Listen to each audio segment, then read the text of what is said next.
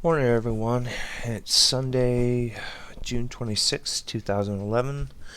Got a real short one for you here. The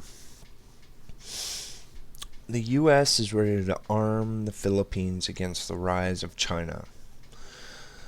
The United States has announced it's ready to provide hardware to modernize the military of the Philippines, which has vowed to stand up to any aggressive action amid rising tension at sea with China. Okay. Foreign Secretary Albert Del Rosario, on a visit to Washington, said the Philippines hoped to lease equipment to upgrade its aged fleet and called for allies to revamp their relationship in light of the friction with China.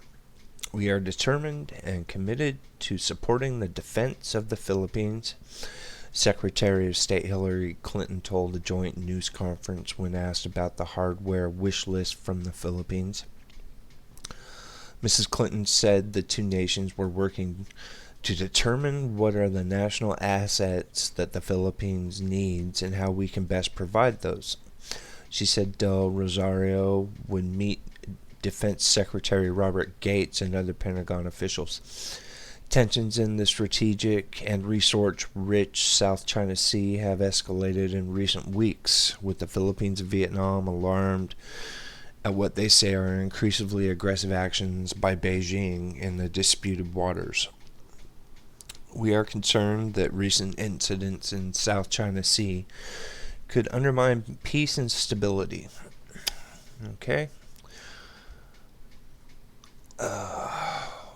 Del Rosario, with Mrs. Clinton at his side, said, "While we are a small country, we are prepared to do what is necessary to stand up to any aggressive action in our backyard." The Philippines has announced the deployment in disputed waters of its Navy flagship, the Raja Humabon. One of the world's oldest warships, the Raja Humabon, was a former U.S. Navy frigate that served during World War II. Wow, that is old.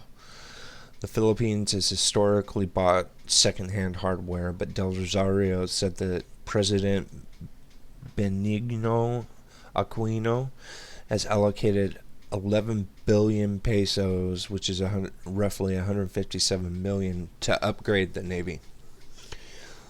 Shortly ahead of his talks with Miss Clinton, Del Rosario said the Philippines was asking the United States for an operational lease so that we can look at fairly new equipment and be able to get our hands on that quickly. We need to have the resources to be able to stand and defend ourselves, and I think to the extent that we can do that, we become a stronger ally for you, he said at the Center for Strategic and International Studies. The United States signed a defense treaty with the Philippines in 1951, 5 years after the archipelago's independence from U.S. colonial rule. Okay. So, we got the tensions, and now this is pretty clearly just a message to China. I don't know how big of a message is. I mean, if their Navy's 60 years old, then, China's probably laughing at it right now. But anyway, just thought I'd bring it to you. Thanks.